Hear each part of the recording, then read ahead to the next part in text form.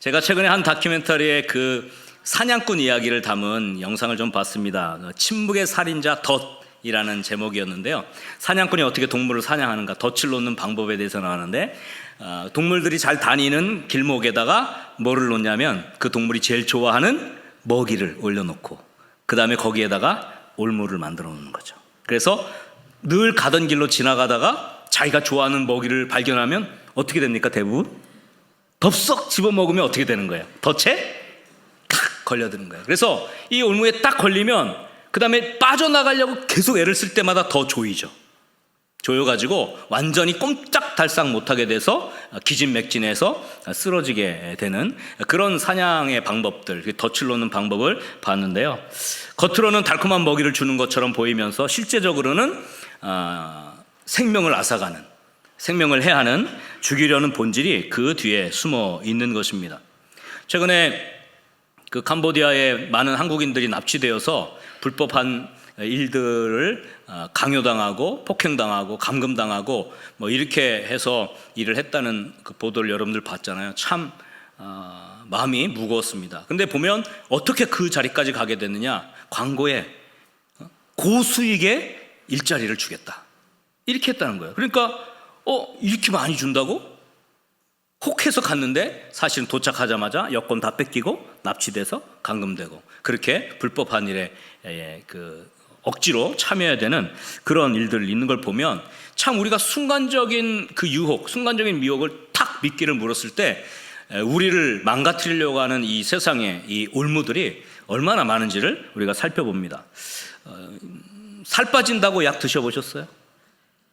우시는 분은 드셔보신 분들이네. 살 쉽게 빼려고 열심히 먹어서 찌운 살을 빼려는데 또 돈을 들여야 돼요. 그래가지고 약으로 또 살을 뺀다고 하는데 요즘에 살 빠지는 약이라고 소개하면서 마약 종류를 건네가지고 그 사람을 망가뜨리는 경우도 많고, 왜 수험생들 집중력 생긴다고 해서 이렇게 집중력 좋게 하는 약을 준다고 하면서 마약 성분을 주기도 하고, 이렇게 해서 얼마나 우리를 쉽게 유혹하고 우리의 간절함을 이용해서, 우리의 절실함을 이용해서 이렇게 또 우리의 어떤 잘 되고자 하는 그 마음을 이용해서 유혹하고 쓰러뜨리려고 하는 일들이 사회에 얼마나 많은지 모릅니다. 우리 인생의 앞에 얼마나 많은 이런 덫과 올무들이 놓여 있습니까? 달콤한 성공을 보장한다고 하고 수익을 준다고 보장하고 약속하고 다가오지만 그 안에는 우리의 신앙, 우리의 영혼을 갉아먹고 우리의 영혼을 무너뜨리려고 하는 그런 올무가 숨어 있는 것이죠. 죄와 똑같은 것입니다. 한번 빠지기는 쉽지만 빠지면 결코 헤어나올 수 없는 그러한 올무들이 우리 삶의 앞에 많이 놓여져 있어요. 오늘 본문에도 보면 사울 왕이 다윗을 죽이기 위해서 올무를 놓습니다. 우리가 이따가 본문을 통해서 살펴보겠지만 너 나의 사위가 되라, 내 딸을 너에게 줄 테니 너 나의 사위가 되라. 얼마나 달콤한 올무입니까? 그러나 사울은 그것을 통해서 블레셋 사람들의 손을 통해 다윗을 죽이려고 하는 올무를 놓게 되죠. 오늘 본문 말씀을 통해서 어떻게 이 사울의 올무를 파악하고 또 어떻게 다윗이 이것을 능히 딛고 일어서서 하나님의 영광을 드러내는지를 오늘 말씀을 통해 살펴보면서 오늘 영적으로 승리하는 비결을 발견하는 귀한 시간이 될 수 있기를 주의 이름으로 간절히 축원합니다. 자, 첫 번째, 한번 저를 따라 합시다. 세상적인 달콤한 유혹에는 반드시 올무가 놓여 있음을 분별하라. 세상의 달콤한 유혹에는 반드시 그 이면에 올무가 놓여 있다는 것을 영적으로 분별하는 것이 좋습니다. 사울이 영약이 아주 똑똑하고 머리가 팽팽 돌아가는 이 영악한 사냥꾼이었습니다. 올무를 놓았는데 그게 뭐냐면 내 손을 빌지 않고 블레셋 사람들의 손을 통해서 다윗을 죽여버려야겠다 이렇게 생각을 한 겁니다. 그리고 그 첫 제안이 바로 사위가 되라는 거죠. 오늘 17절 말씀에 이렇게 얘기하죠. 사울이 다윗에게 이르되 내 딸 맏딸이죠. 제일 큰 맏딸 메랍을 내게 아내로 주겠다. 그러면서 이렇게 얘기합니다. 오직 너는 용기를 내어 뭐라 그래요? 나를 위하여 여호와의 싸움을 싸워라. 말이 멋지지 않습니까? 너 내 사위가 되고 블레셋 사람들과 싸워서 이겨. 여호와의 싸움을 싸워. 말은 겉으로는 여호와의 싸움이라는 거룩한 명분을 했지만 실제적으로 사울의 마음은 뭡니까? 그 뒤에 이는 그가 생각하기를 뭐라 그랬어요? 내 손을 그에게 대지 않고 블레셋 사람들의 손을 그에게 대게 하리라. 여러분, 사울의 올무입니다. 사울이 다윗을 사랑해서 내 딸 메랍을 너에게 주겠다, 너 나의 사위가 되라, 그리고 여호와의 싸움을 싸워라, 이렇게 한 게 아닙니다. 다윗이 블레셋 사람들과 싸우다가 죽기를 바랬던 것이죠. 사울이 던진 이 왕의 사위라는 미끼는 다윗을 죽이려고 하는 일종의 올무였습니다.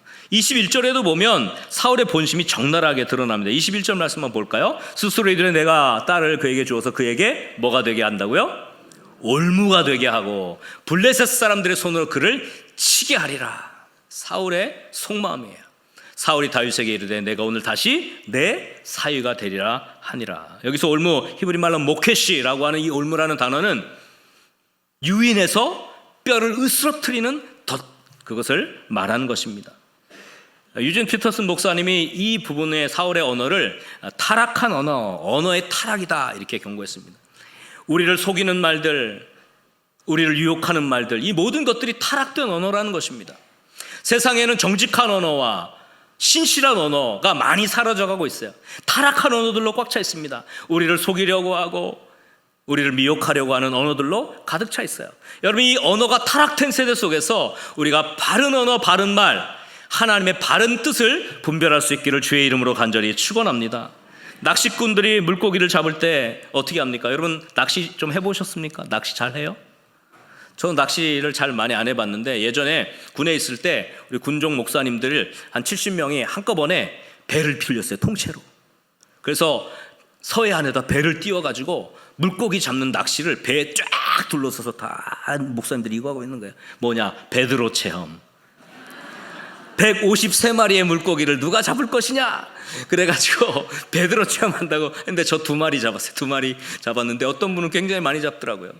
근데 낚시꾼이 미끼를 이제 끼우잖아요. 뭐 지렁이를 끼우기도 아니면 물고기가 좋아하는 살덩어리를 끼워가지고 이렇게 하면서 물고기야, 내가 너 단백질 필요하잖아, 단백질을 줄게, 내가 너를 사랑해, 그러면서 낚시꾼이 낚시를 던지는 게 아니에요.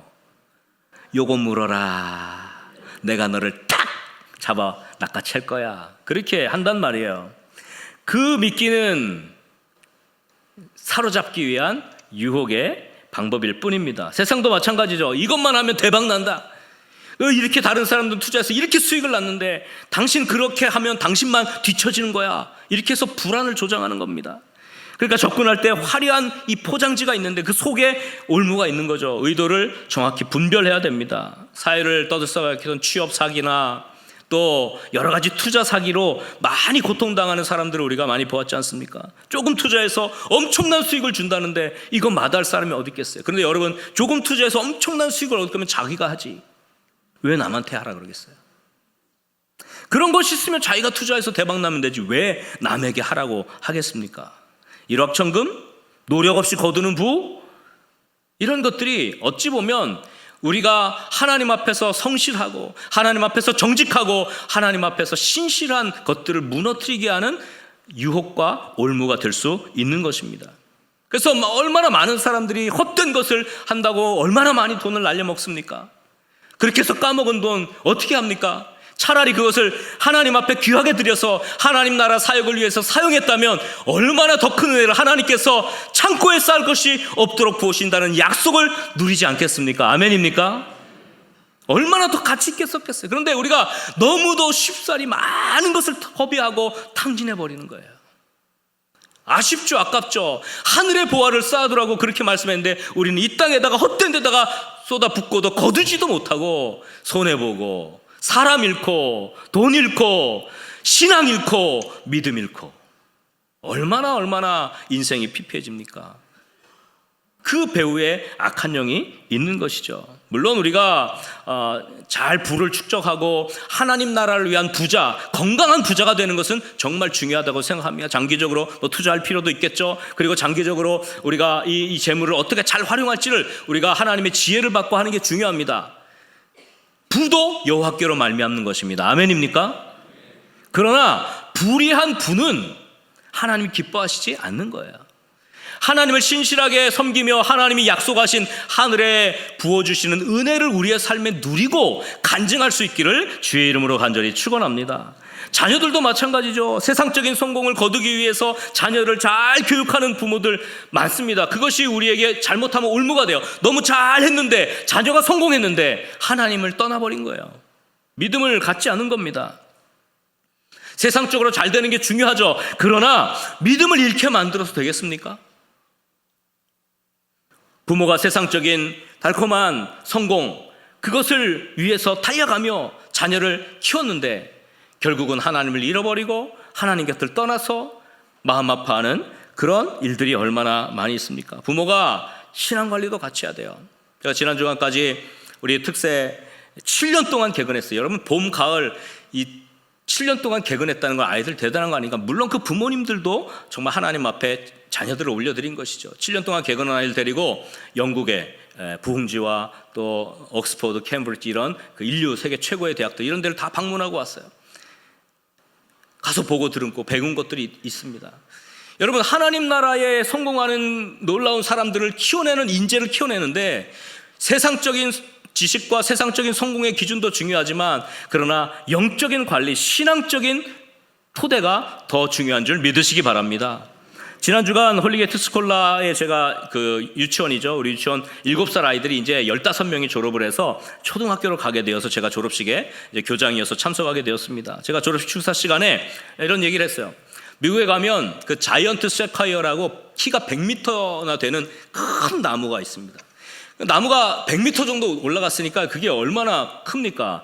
그러면 그 정도 나무가 되면요 쉽게 쓰러지는 거예요. 여러분, 높이 올라가 보세요. 강풍이 불면 쉽게 쓰러집니다. 폭풍과 몰아치잖아요. 쓰러지게 됩니다. 근데 그렇게 거대하고 큰 나무가 어떻게 쓰러지지 않느냐 보니까 뿌리가 깊은 거예요. 높이만큼이나 뿌리가 깊은 거예요. 그리고 그 나무들끼리 뿌리가 서로 얽혀가지고 서로 지탱하는 거예요. 그러니까 강풍이 불어도 폭풍이 몰아쳐도 쓰러지지 않는 겁니다. 여러분, 나무의 높이는요 세상적인 지식과 교육이라고 할 수 있어요. 우리 자녀들이 그렇게 높이 올라가면 좋죠. 세상적으로 지식을 쌓고 성공의 자리로 올라가면 좋죠. 높이 올라가는 건 좋습니다. 그러나 높이만 키우면 그 나무는 바람에 폭풍에 쓰러지게 되는 거예요. 올라갔는데 그냥 여지없이 쓰러져 버리고 말아요. 중요한 거는 깊이 내린 뿌리예요. 이 뿌리가 중요한데 뿌리는 바로 믿음입니다. 아멘입니까? 여러분, 믿음의 뿌리가 깊게 내려야 높이 자라도 세상에 유혹이 오거나 고난의 폭풍이 와도 쓰러지지 않게 되는 줄 믿으시기 바랍니다. 여러분, 그렇게 우리가 자녀들을 키워야 되지 않겠습니까? 우리 자신도 마찬가지죠. 우리 자신이 하나님의 나라에 아름답게 쓰임받고 세상적으로 성공하고 높이 올라가면 올라갈수록 더 중요한 것은 뭡니까? 믿음의 뿌리죠. 사울의 후예들은 지금도 우리 주변에 세속적 성공이라는 이름표에 올무를 딱 붙여놓고 우리를 유혹하고 있습니다. 그러나 그 올무에 빠지면 신앙도 잃고 믿음도 잃고 교회도 떠나게 되는 것이죠. 세상이 우리에게 제안하는 이 달콤한 유혹들을 주면 그 이면을 보세요. 사울의 이면을 보면 알잖아요. 다윗을 죽이려고 하는 그런 계획이 있다는 것을 알 수 있지 않습니까? 여러분, 그래서 우리가 분별하는 게 중요합니다. 여러분, 꼭 영적으로 분별력을 가질 수 있기를 간절히 소원합니다. 분별하십시오. 이것이 하나님을 더 신뢰하고 믿음을 지키는 데 도움이 되는가? 어떤 일을 놓고 결정을 할 때 과연 이것이 하나님을 더 내가 신뢰할 수 있는 길인가? 하나님께 대한 믿음을 잃지 않는데 더 귀하게 도움이 되는 것인가를 생각해 보세요. 단지 하나님과 상관없이 내 유익만, 자신의 유익만 추구하려고 하는 것인지를 영적으로 분별할 수 있기를 간절히 소원합니다. 그래서 올무로 가득한 세상 속에서 우리 거룩한 문성문교회 믿음의 영가족들이 이 영적인 분별력을 가지고 믿음 가운데 올바른 선택을 할 수 있는 그런 뿌리가 깊은 그런 믿음의 사람들 다 될 수 있기를 주의 이름으로 간절히 축원합니다. 우리 한번 옆 사람과 이렇게 다짐합시다. 영적 분별력을 가집시다. 달콤함에는 올무가 있습니다. 뿌리를 깊이 내립시다. 할렐루야. 자, 두 번째, 그러면 어떻게 다윗의 모습을 통해서 우리가 이것을 돌파할 수 있을 것인지 살펴보겠습니다. 저를 따라합시다. 올무를 딛고 일어서는 하나님의 능력을 덧입도록 겸손의 영을 회복하라. 여러분, 음모를 딛고 일어설 수 있는 하나님의 능력을 받을 수 있기를 주의 이름으로 간절히 축원합니다. 그러려면 겸손의 영이 필요한 거예요. 여러분, 오늘 본문을 잘 봅시다. 자, 사울이 올무를 놓고 너 내 사이가 돼, 그리고 블레셋과 나가서 여호와의 싸움을 싸워, 이렇게 아주 포장된 말로 유혹을 합니다. 그런데 다윗의 반응이 의외예요. 오늘 18절 말씀에 보니까 뭐라고 했습니까? 다윗이 사울에게 이르되 내가 누구며 이스라엘 중에 내 친속이나 내 아버지의 집이 무엇이기에 내가 왕의 사이가 되리까 하였더니, 다윗이 보통 사람과 달랐던 것은요, 보통 사람 같으면 왕의 사이가 되라고 이게 웬일이냐, 이게 왜 떡이냐, 내가 이제 왕족이 되는구나, 내가 이렇게 인정을 받았구나 하고 덥석 물었을 건데, 다윗은 그렇게 하지 않았어요. 겸손했어요. 내가 누구간데 왕의 사이가 되겠습니까 하고 그것을 만류합니다.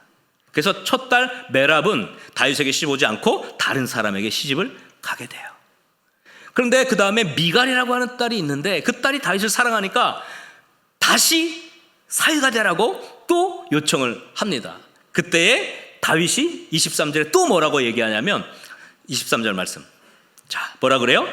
사울의 신하들이 이 말을 다윗의 귀에 전하매 다윗이 이르되 왕의 사위 되는 것을 너희는 작은 일로 보느냐, 나는 가난하고 천한 사람이라 한지라. 여러분, 다윗의 겸손을 여기서 발견할 수 있어요. 여기서 다윗이 겸손하다는 것은 나는 부족해요, 나는 못났어요, 나는 안 돼요, 이렇게 하라는 게 아닙니다. 다윗이 여기서 이렇게 얘기한 게 있어요. 자, 왕이, 사울이 너 내 사위가 돼 이러면 그 왕의 눈치를 봐야 되는 거 아닙니까? 그렇죠?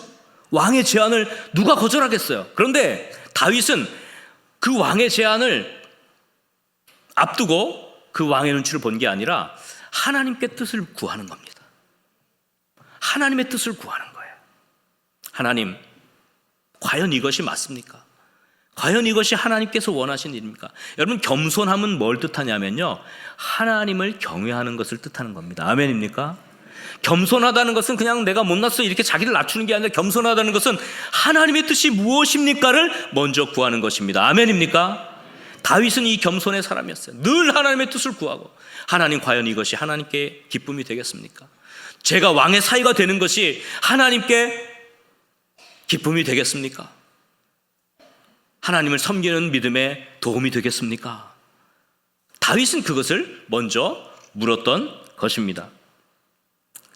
겸손은요, 하나님의 능력을 가져오는 비결인 줄 믿으시기 바랍니다. 여러분, 하나님의 능력은요, 겸손한 자에게 나타납니다. 성경은 다윗을 이렇게 표현하죠. 시편 132편 1절 말씀 한번 다 같이 읽어보겠습니다. 여호와여, 다윗을 위하여 그의 모든 겸손을 기억하소서. 놀라운 말씀이죠. 여러분, 다윗의 모든 겸손을 하나님 기억하여 주옵소서. 그래서 그의 후손들에게 축복을 내려 주옵소서. 하나님은 겸손한 것을 기억하시는 거예요. 이 겸손함은 뭡니까? 납작 하나님 앞에 엎드리는 것이죠.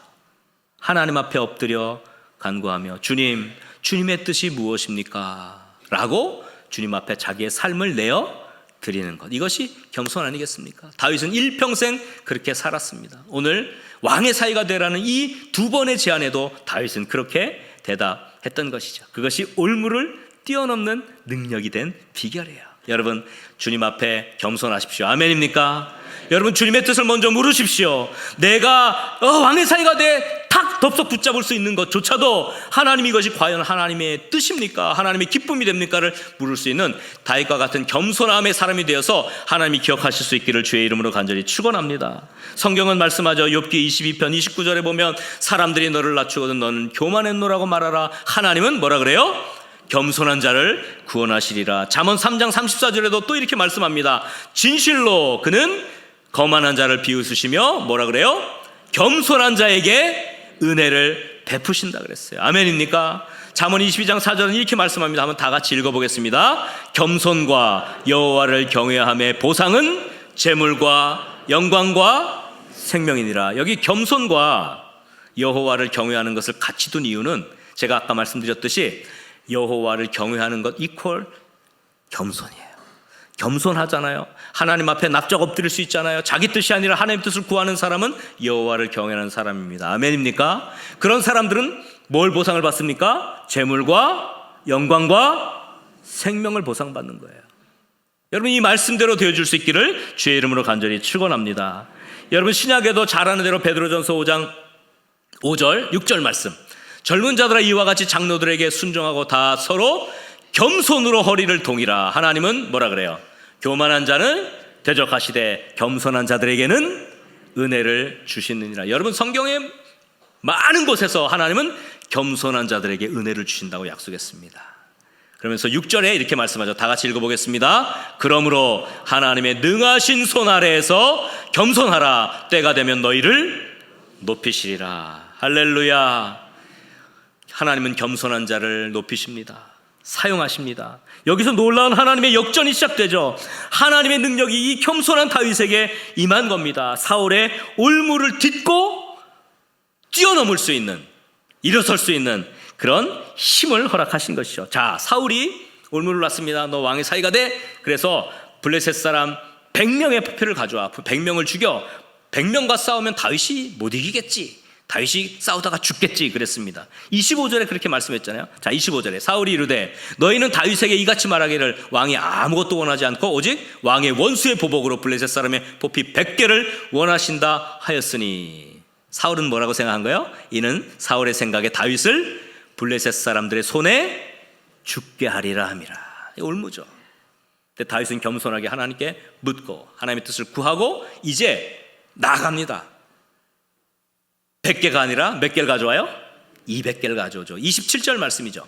다윗이 일어나서 그의 부하들과 함께 가서 블레셋 사람 200명을 죽이고 그들의 포피를 가져다가 수대로 왕께 드려 왕의 사위가 되고, 자 하니 사울이 그의 딸 미갈을 다윗에게 아내로 주었더라. 여러분, 사울이 다윗을 죽이려고 놓은 이 올무, 블레셋과의 전쟁이죠. 100명과 싸우면 죽겠지. 그런데 역설적으로 다윗은 200명을 대항해서 승리하고 돌아온 거예요.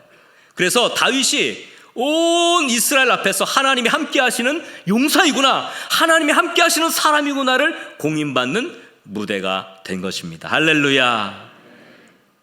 사울의 올무가 다윗에게는 오히려 하나님의 능력을, 하나님이 함께 하시는 사람이라는 것을 증거하는 무대가 되어버린 것입니다. 존 파이퍼 목사님이 이 부분에 대해서 이런 멋진 말을 했어요. 자, 하나님은 사울의 악한 지능보다 언제나 한 수 위이시다. 하나님은 원수의 올무를 성도의 징검다리로 바꾸신다. 할렐루야. 우리의 삶에도 이런 은혜가 있기를 주의 이름으로 간절히 축원합니다. 또 이렇게 얘기했어요. 하나님의 섭리는 원수의 계산기를 어떻게 해요? 고장내시는 거예요. 사울이 계산기 두드려, 자 100명과 싸우면 죽겠지. 근데 그걸 하나님이 그냥 박살내시는 거예요. 하나님을 신뢰하는 자, 겸손히 하나님 앞에 부복하는 자, 하나님의 뜻을 구하고 하나님의 뜻에 의지하는 자를 하나님은 놀랍게 축복하십니다. 할렐루야. 뭐 계산기 두들겨봐야 소용없는 거예요. 그걸 다 뛰어넘을 수 있는 은혜를 주시는 줄 믿으시기 바랍니다. 결국 오늘 본문 마지막 28절 29절은 사울의 완전한 패배죠. 28절, 자 뭐라고 되어 있습니까? 여호와께서 다윗과 함께 계심을 사울이 보고 알았고 사울의 딸 미갈도 그를 사랑함으로. 29절, 사울이 다윗을 더욱더욱 두려워하여 평생에 다윗의 대적이 되니라. 사울이 어땠어요? 내가 놓은 올무를 완전히 뛰어넘는 다윗을 보면서 아, 여호와께서 다윗과 함께 계시구나를 봤다는 겁니다. 사울은 다윗을 제거하려다가 오히려 다윗의 영적 권위만 세워준 것입니다. 이것이 하나님의 방법이에요. 여러분, 하나님을 신실하게 의지하고 겸손하게 하나님 앞에 엎드려 하나님의 뜻을 구할 때 하나님이 이런 놀라운 역전을 허락하실 줄 믿으시기 바랍니다. 여러분, 사울이 다윗을 죽이려고 놓은 그 올무는 블레셋의 칼날이었지만 하나님은 그 칼날을 다윗의 용사됨, 하나님이 그와 함께 하심을 증명하는 레드카펫으로 바꿔버린 거예요. 레드카펫이 뭡니까? 주인공, 영화의 주인공이 어떻게 해요? 쫙 입장할 때 까는 레드카펫 아니에요? 사울은 다윗을 죽이려고 올무를 놓았지만 다윗은 오히려 그것을 뛰어넘어서 레드카펫을 밟고 금이 환영하는 거예요. 쫙 하나님의 역사를 드러내는 사람이 되어진 것이죠. 이런 이야기가 있습니다. 사냥꾼이 곰을 잡으려고 그랬어요. 곰이 뭘 좋아하느냐? 곰이 꿀을 좋아해요. 꿀. 그래서 곰이 사는 굴 옆에다가 꿀단지를 갖다 놓은 거예요. 그래서 꿀단지를 먹고 들어가 잠을 자면 내가 들어가서 잡아야지 그랬는데 곰이 굴 속에 들어가지 않고 꿀단지만 먹고 건강해져서 더 튼튼한 곰이 되었다는 얘기예요. 여러분, 다윗이 이렇게 튼튼해진 곰과 같은 것이죠. 사울이 유혹하고 미혹했지만 다윗은 하나님을 신뢰했고 그것을 뛰어넘는 사람이 되었던 것입니다. 다윗에게 놓인 올무는 다윗이 하나님의 사람인 것을 증명하는 놀라운 무대가 되어졌습니다. 여러분, 우리의 삶에도 마찬가지예요. 우리를 쓰러뜨리려고 하는, 우리를 넘어뜨리려고 하는 수많은 올무들이 있을 겁니다. 그러나 우리가 그때마다 하나님 앞에 겸손하게 엎드릴 수 있기를 간절히 소원합니다. 그리고 물으십시오. 하나님, 이것이 하나님의 기쁨이 되겠습니까? 이것이 과연 제 믿음에 더 성숙함으로 나아가는 길이 되겠습니까? 주님, 가르쳐 주십시오 라고 하나님 앞에 겸손하게 부복한다면 하나님이 여러분의 삶에 여러분 앞에 놓여있는 올무를 뛰어넘고 일어서고 오히려 그것을 하나님이 살아계시는 무대로 증명하는 그런 삶을 살아가려고 저는 믿습니다. 그런 역전의 은혜를 누릴 수 있기를 주의 이름으로 간절히 축원합니다. 우리 옆 사람과 이렇게 다짐합시다. 겸손의 영을 회복합시다. 하나님이 함께 하십니다. 올무를 딛고 일어섭시다. 할렐루야. 기도하겠습니다. 아버지 하나님,